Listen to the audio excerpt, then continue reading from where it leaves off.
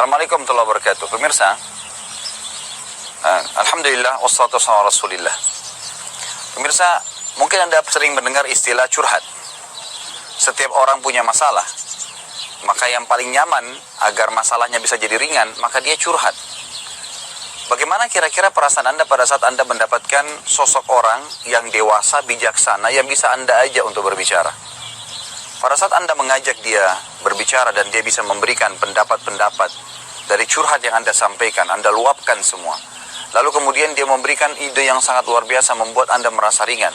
Kira-kira pada saat setiap Anda mendapatkan masalah, tidakkah Anda ke orang yang sama curhat, kemudian tambah lagi dia orang yang bisa menjaga amanah?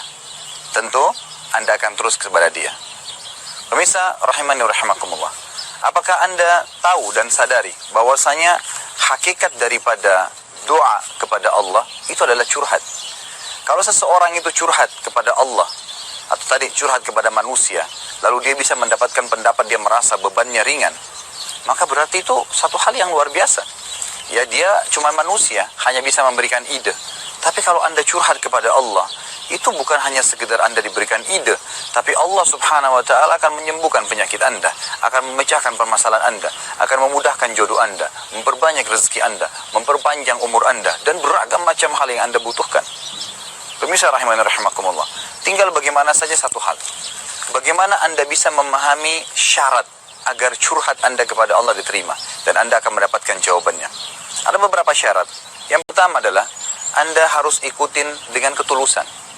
Pada saat Anda curhat dengan seorang manusia tadi, lalu Anda sambil menangis menyampaikan kepada orang yang sedang Anda tanya untuk curhat padanya, tentu orang itu pun akan luar biasa dalam mendengarkan masalah Anda. Begitu pula dengan Anda berdoa kepada Allah subhanahu wa ta'ala, Anda sampaikan dengan ketulusan hati atau dengan keikhlasan bahasa ceramahnya. Kalau Anda menyampaikan dengan keikhlasan, maka itu sesuai dengan firman Allah subhanahu wa ta'ala. Allah mengatakan, a'udzubillahi minasyaitonir rajim, wad'uuhu mukhlishina lahuddin kama bada'akum ta'udun.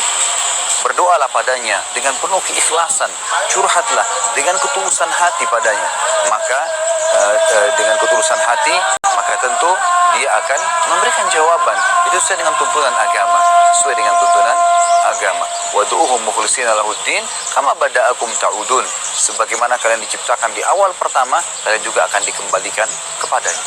Yang kedua, pemirsa rahimakumullah, selain keikhlasan, Anda juga dituntut untuk berdoa kepada Allah, diikuti dengan khauf dan tamak, diikuti dengan rasa takut akan tidak diterima doanya, takut akan azabnya Allah, dan juga tamak terhadap rahmat Allah.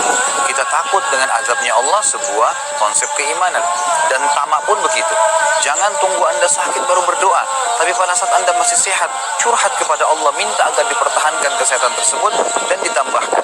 Begitu pula rezeki, begitu pula keturunan, pasangan hidup, dan apa saja.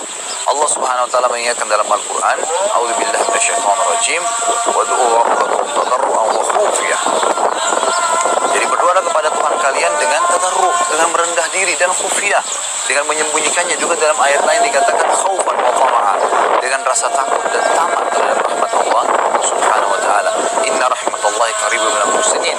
Sesungguhnya rahmatnya Allah, jawaban curhat kalian akan sangat dekat dengan orang yang muhsin, orang yang terus berharap, terus curhat dengan Allah subhanahu wa ta'ala. Yang ketiga, pemirsa rahimani rahimakumullah, adalah menggunakan nama-nama Allah dan sifat-sifatnya, puji-pujian yang mulia. Jadi kita menyebutkan dengan kata-kata yang baik, dengan santun. Allah SWT mengatakan dalam Al-Quran, a'udzubillahi minasyaitonir rajim, walillahil asmaul husna fad'uuhu biha. Sungguhnya Allah punya nama-nama dan sifat-sifat yang mulia, maka gunakan dalam doa-doa kalian, gunakan dalam curhat kalian. Kita mengatakan, ya Rahman irhamni, wahai yang maha pengasih, kasihanilah aku. Ya Ghafur ikfirli, wahai yang maha pengampun, ampunilah aku. Ya Razzaq dzul quwwatil matin, wahai zat yang maha memberi rezeki, yang memiliki segala sesuatu dengan power yang penuh, maka berikan rezeki kepadaku.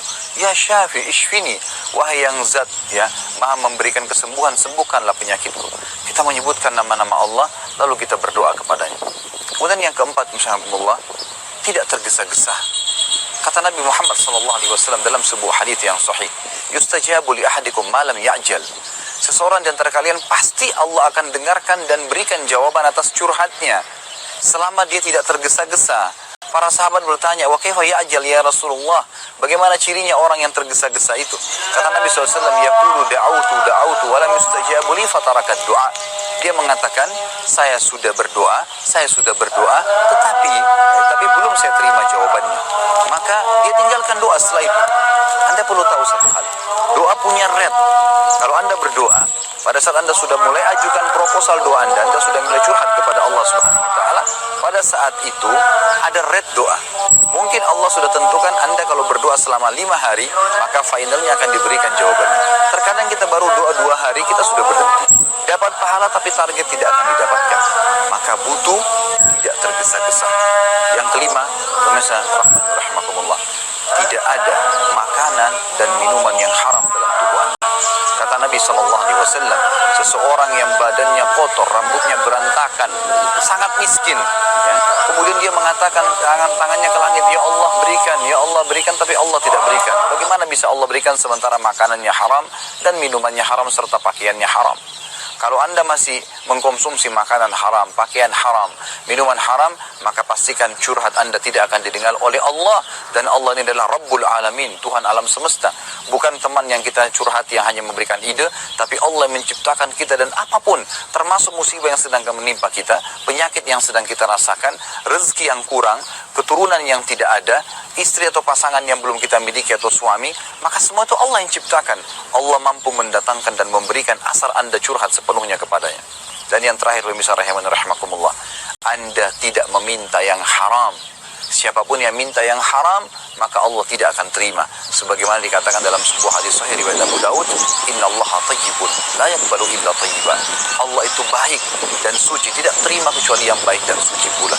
Jadi kata para ulama, pada saat memanjatkan doa yang baik, memanjatkan sesuatu yang baik, dan ini sangat luar biasa.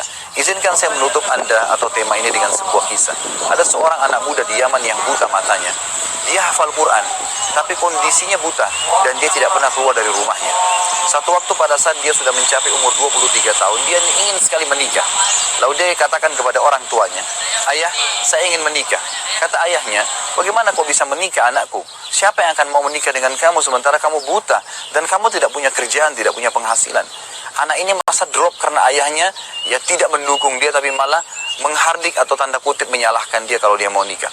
Lalu dia mulai malam itu niat selama sebulan penuh berdoa kepada Allah SWT, curhat, ya Allah, saya ingin menikah sebagaimana layaknya hamba-hambamu yang lain. Ya Allah, ayahku pun sendiri tidak ingin membukakan pintu itu untuk aku.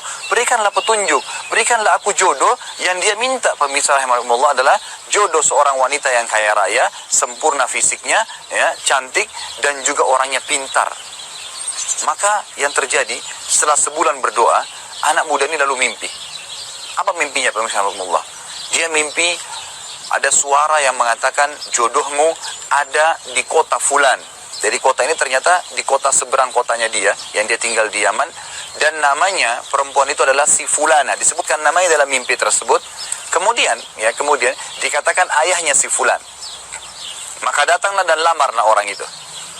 Keesokan paginya dia bangun, lalu dia berkata kepada ayahnya, ayah, apakah benar kota di sebelah kota kita ini bernama kota ini? Ayahnya mengatakan iya. Apakah benar di sana ada seorang laki-laki yang bernama Fulan, nama ayah si perempuan tersebut? Ayahnya mengatakan iya. Itu adalah tokoh masyarakat dan orang terkaya di kota sebelah. Lalu dikatakan oleh orang anaknya yang buta ini, apakah di sana ada seorang anak wanitanya yang bernama si Fulana? Kata si ayahnya, iya. Wanita itu terkenal dengan kecerdasannya, kecantikannya, dan juga sudah banyak sekali orang yang memintanya. Apa yang terjadi, pemirsa Allah? Anak muda ini berkata, ayah, lamarkan untuk saya. Ayahnya mengatakan, apa kamu gila?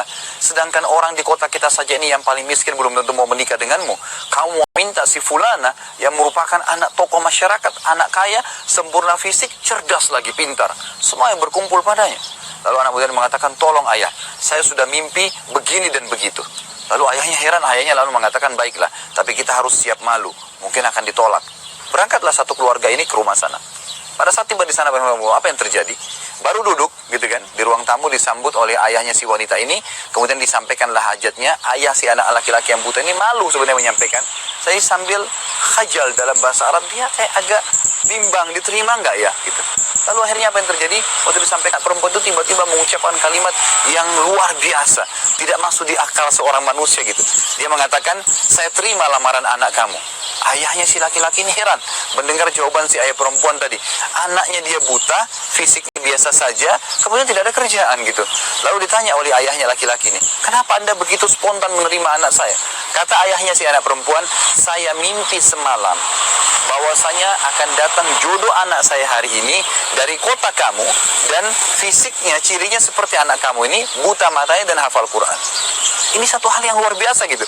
Ayah si anak laki-laki ini terpukau. Si anak laki-laki ini pun kaget dengan berita itu.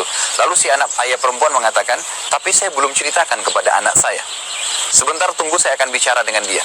Masuklah dia ke dalam rumah, lalu dia bicara dengan anak perempuannya. Dia katakan, wahai anakku, setelah datang, dia ragu-ragu, anak perempuan dia ragu-ragu menjawab, tapi dia pun belum menceritakan mimpinya kepada anak perempuannya. Dia cuma mengatakan, wahai anakku, saya ingin menyampaikan sesuatu, mudah-mudahan kamu jangan salah faham. Sudah banyak orang yang meminta kamu, tapi selama ini kamu tolak dan saya pun tolak gitu. Tapi kali ini ada orang yang datang, yang menurut saya dia baik kena hafal Quran, tapi tidak ada kerja dan matanya buta. Begitu didengar matanya buta dan dia hafal Quran, spontan anak perempuan ini mengucapkan satu kalimat yang membuat ayahnya pun kaget. Dia mengatakan, ayahku, terima dia, dialah jodohku. Lalu ayahnya bingung, berkata, kenapa kau begitu mudah menerimanya padahal kamu belum melihat orangnya?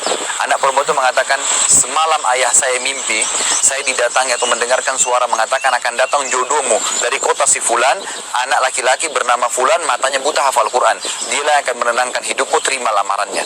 Maka akhirnya terjadi pernikahan hanya karena curhatnya kepada Allah yang tidak mungkin di mata manusia.